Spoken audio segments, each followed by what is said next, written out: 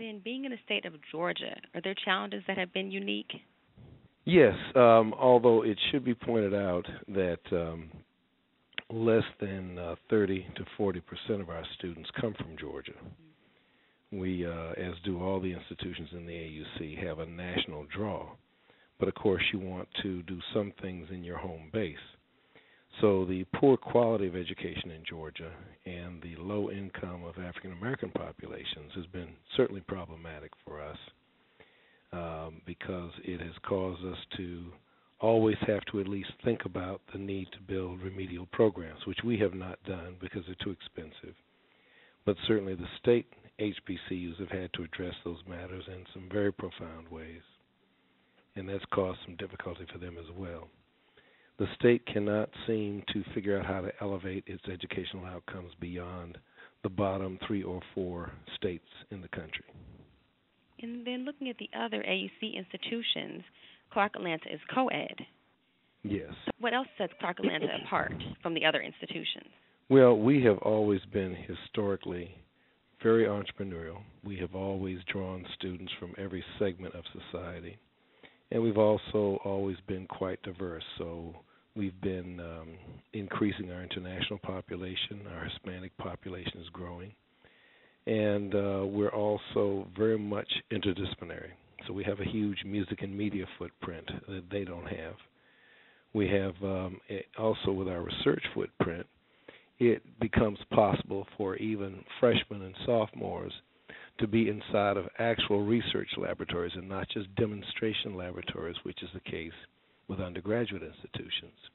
So at the moments where the breakthroughs have come in my cancer research, chances are there's a freshman right there in those labs and who's played a role in this process.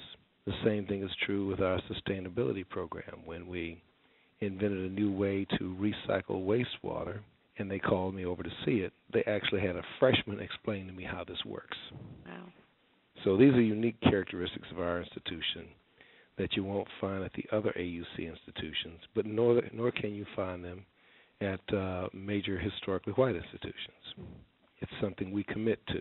So my primary eminent research scholar insists on teaching freshman biology every year. It's taking the highest level of intelligence that we have in the field and putting it in front of freshmen consistently.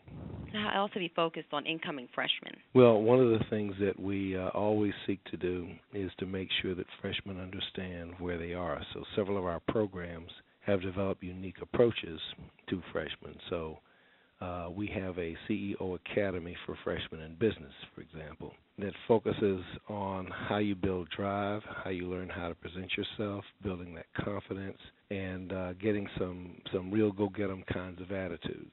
For freshmen in other fields, we spend some time, we do this thing called, where our mascot is the Panther. So we have a series of programs that we call Pause to Clause. It's this growth process. And our alumni are very deeply involved in every phase of that in terms of how they learn how to function on our campus, what the history is, and how they begin to move into their professions and their disciplines in the ways that we do historically. So it's a mix of alumni, upperclassmen, and faculty that usher them through these processes. Speaking of alumni giving is very important.